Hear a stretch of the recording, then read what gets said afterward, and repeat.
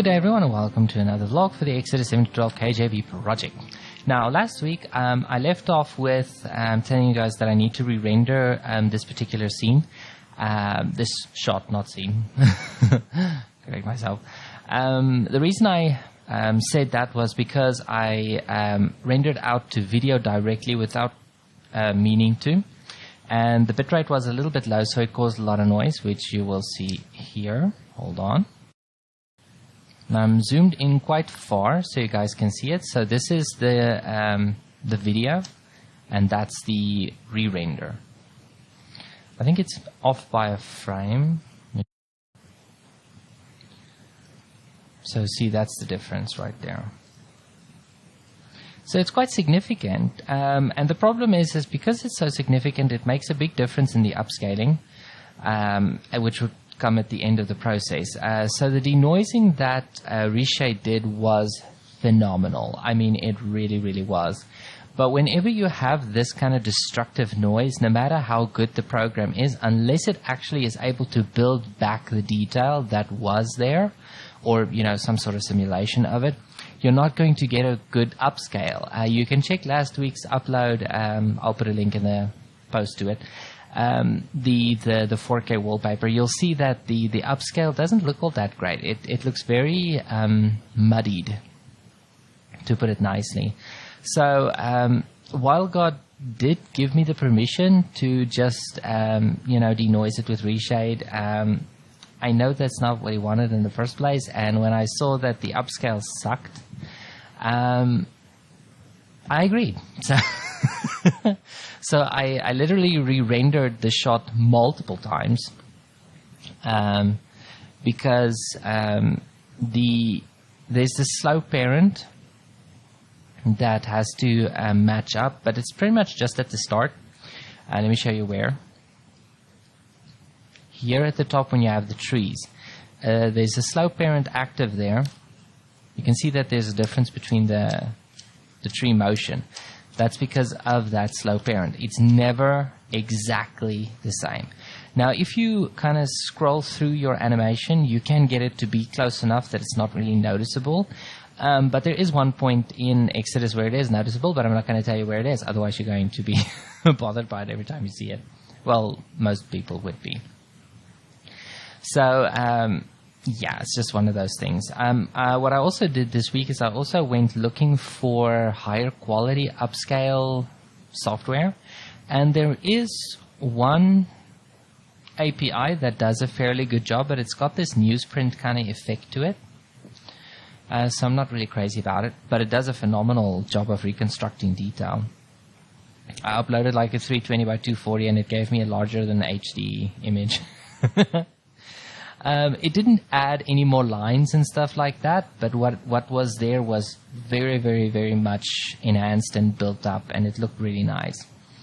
I also tried Video Enhancer. Unfortunately, I also emailed them about it. They said that the kind of work that I'm doing is not suited to the way that their program works. I think they thought it was hand-drawn. They said that there has to be some movement from frame to frame for it to be able to build up information, which I understand because it's one of those sequential frame kind of build-up methods for super resolution. But honestly and truly, I didn't see any improvement beyond interpolation. I won't discourage you guys from using it. In fact, I encourage you to go try it. So I'll put a link to that in the post as well. Unfortunately, the programs that I really want to give a shot, you require MATLAB, which is extremely expensive, and quite frankly, I don't know how to use it. So I have to wait a little bit for something like YUVsoft Super Resolution or whatever, something along those lines to become freely available for me to be able to, build this thing up. But yeah, we'll see whatever is available when the project is finished. Yeah. So, like I said, I had to re-render this thing a few times, but the difference is so huge. Let me zoom in here on the trees, so you can see it even on the low-resolution video. Look at the difference between that. It's so huge. Noise, no noise, noise, no noise. It's like a before and after. It's so cool. Anyway, so I want to show you guys what the scene looks like in the final. This is this week's work. I did more, which we're going to get to in a second, but this week I honestly and truly only worked maybe 2 or 3 days on Exodus. The rest went into rendering and a bunch of other stuff I had to get done this week, including the search for super resolution stuff. Wow, was that a frog in the throat or what? So anyway, here is the shot for the week already added. Say unto Aaron, stretch forth thine hand with thy rod over the streams, over the rivers and over the ponds, and cause frogs to come up upon the land of Egypt. Don't you just love that? That's so cool.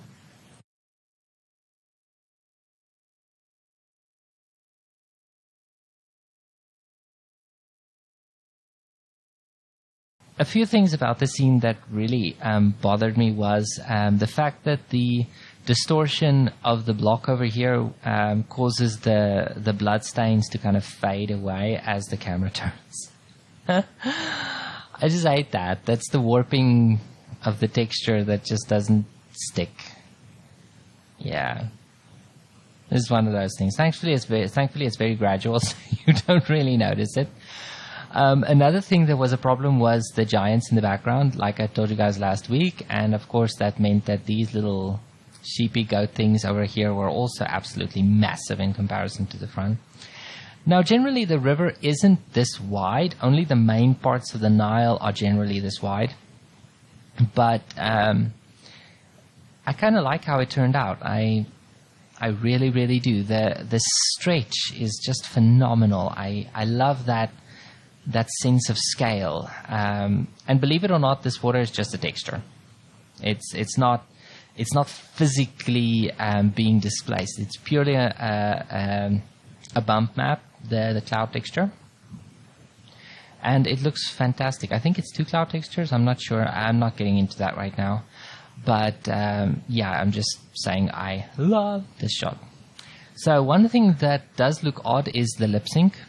The reason it looks odd is because of the extreme way his mouth closes sideways to to form that O, but it is actually nicely synced up. I think if you're not concerned about the fact that his mustache moves at the same intensity as his skin would, which is typically not realistic, it wouldn't be so noticeable. But because his mustache is in a way glued to his face, it's going to move in the same intensity. So anyway, moving on. Okay, so you guys remember that God has given me multiple 3D methods. There's multiple methods because each of the methods would work better with different kind of scenes, and I will get to that in a second. But the amazing part for this week is that God actually gave me a way to better repair the information that's not there for the second eye. While using the same, it's called parallax scrolling method. And let me just show you one of the downsides to the way that this particular method works. And that is, you can see here on the stairs, is that they're totally misaligned, for lack of a better term. The reason this happens is because the image is chopped up into layers, and those layers get moved to form the second angle. This is because there's a slight difference between what your eyes see, and that difference gives you the depth information. Your brain's able to process it, and you can see in 3D. So obviously this kind of works in reverse, because you have the depth information and you use that to generate the second angle. But because you don't have all the information, there is a lot of information missing, and you also have anti-aliasing problems, as you can see over here. First time I noticed that. But you can see here it's also chopped up. So one of the repairs is over here around his arm. You can't clearly and perfectly see it in this instance, except for the fact that the outline is kind of pulled outward. And the more busy it gets, the clearer you can see it. You can see it around his face. There's some artifacts as well, here and around his arm and all that kind of stuff. Basically, what God led me to do was to apply the exact same effect that I do to the image, but to the depth map, so that I can get those tear differences. And with that tear difference, this repair is made. Now, I don't understand exactly how it worked and why it worked so well, but yeah, I'm just thankful it does. But it still takes about 15 seconds per frame, which is quite slow. And it only has like 10 or 20 layers, so you don't have much as it relates to detail. If you have the full spectrum of the black and white depth map, you would have a much, much, much better result, because you wouldn't see these kinds of issues, because you would have 255 layers at least. So because you would have 255 layers minimum, because that's the spectrum of the black, you wouldn't notice this kind of stuff, because it would distort a lot more evenly. The trick is getting that coded. That's the problem. Anyway, generally the issue comes in when repairs have to be done. There are programs out there like Gimple 3D, which for some reason is broken when you try to do sequences. There was a patch available, but it's been removed. It was a Dropbox download. So I couldn't test it as far as sequences are concerned, but I'm not crazy about the fact that it pull repairs. It doesn't try to repair intelligently. I think that's the best way to put it. You know, like the lines flow this way, so you know, in the corresponding area. So let's continue the line on. It doesn't do that. It just stretches the pixels horizontally. While it works, it really does. I'm not crazy about it. So anyway, let me show you guys where these kind of artifacts become really serious, like there. So you can see how many layers there are. There's 1, 2, 3, 4, 5, 6, 7. Okay, I've got 10 layers. Actually 9, because the 10th layer I typically ignore because the shift is too big. Shift is way too big. This is a more effective method for large open spaces, like I've mentioned in a previous vlog. But you can see there is the problem with stretching the pixels on a horizontal axis. You don't get a proper repair. That's why I would love to get some sort of implementation that takes the surrounding information and goes, okay, this is very interesting. We have a line that goes this way, so let's continue it this way until we find out it's different. Or the same year, you know, let's continue the line this way. And that's what's cool about this method, is it still retains some level of angle based on the angle it's repairing from. So you don't get a simple horizontal stretch, which gives you kind of like the illusion of the information actually being there, which is absolutely fantastic when you want to watch 3D. You don't want it to be distracting with this kind of glassy effect around people like that. You know, that's what I mean by glassy effect. You can see here with the staircase. Look at that. Wow. So it's a very, very effective method, but it's extremely annoying when you have a slow reveal like this one around the head. Look at what happens. It's immediately gone. That sort of thing is super, super annoying visually. I'm not trying to be ugly about it. It's really, really, really annoying. And I'm going to get to that as well, because what I did was, because this is such a sharp method in 3D space, I'm going to get to that as well. I'm going to show you guys a demonstration of it. Because this is such a clear and sharp 3D method, especially over large open spaces, you do want to improve on previous scenes. So what I did was I re-rendered this shot with the frogs on the floor, because this method has so much more clarity. But there is a section of that shot where the older method is much better. So you can also see that there is a little bit of ghosting when it kind of wants to cross layers, you know, between those many, many, many, many, many layers. Those 10.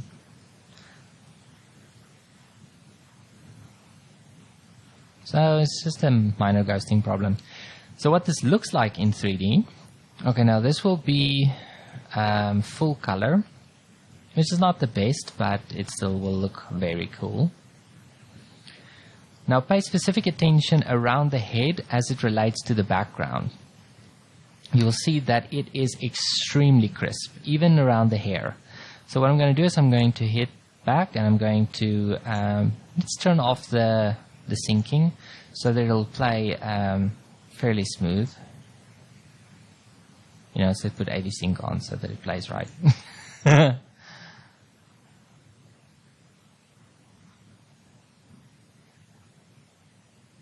Isn't that just incredible? I just absolutely love the method. I think this method's drawback is pretty much only the fact that objects that go from close to the camera to far away from the camera are kind of split up. That's the biggest issue. Now, if you pay attention to the starting of the animation, this particular shot, you'll see on the water how many slices there are. You'll see the 10 slices as the water moves. It kind of looks like one of those stage productions. Yeah.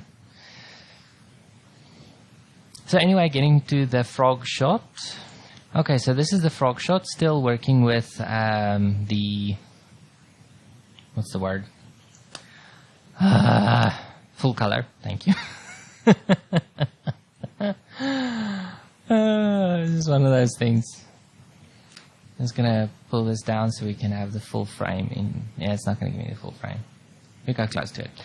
Okay, so the first part looks really great. I'm really satisfied with the first part. And then it goes and it goes and it goes and it goes. It's a great shot. It looks phenomenal. You can see everything is great. The depth isn't as strong though, to be fair. The other one's depth is stronger, but this one is clearer. So, you know, depth, clarity, you know, whatever. Okay, so this is where the problem comes in.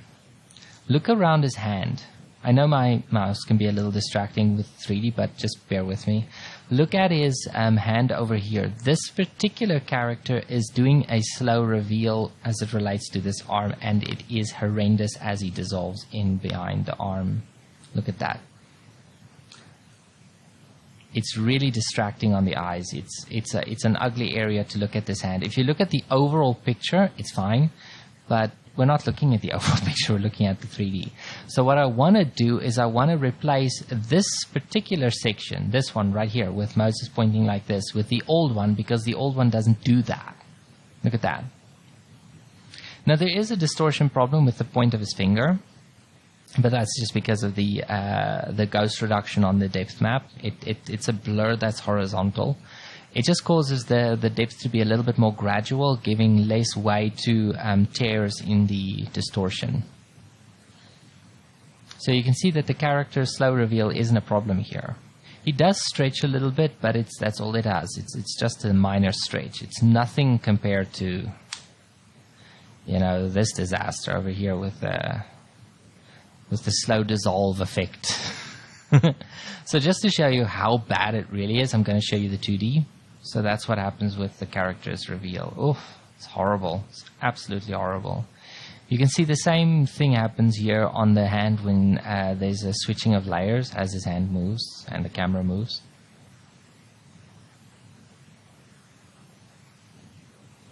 You can see Farah moves as well through the layers. Look at that. Yo, that's nasty. Now, I know to some extent using some sort of algorithm to attempt a repair in this area will produce the same kind of artifacts, but I believe it will be less, because if you can imagine the lines going down in the same direction, it would just look better in most cases. I really believe that. I mean, just look at that. That's just absolutely horrible. The final look is great, but not for these kind of slow reveal instances. So yeah, I'm going to replace this particular part of the 3D with the other one, which is a lot easier on the eyes. So let me show you what that one looks like. Okay, so this is the distorted one. You can see how his body stretches as the ant comes up. Stretch. See, it's not nearly as bad as the other one, even though the head does that. It's not nearly as bad as the other one. But like I said, it doesn't have the clarity of the other one. So as you can see, this week has been quite a week. There's a distortion in the finger. That's pretty much all I got to. So just for the sake of it being cool and all, I'm going to show you the final shot of Moses with Aaron at the river in 3D, and that's going to be it for the week. Say unto Aaron, stretch forth thine hand with thy rod over the streams, over the rivers and over the ponds, and cause frogs to come up upon the land of Egypt. Say unto Aaron, I do want to remind you guys about the proposal. Go check that out. Link in the description. And that's it for this week. Have a great one, and God bless you.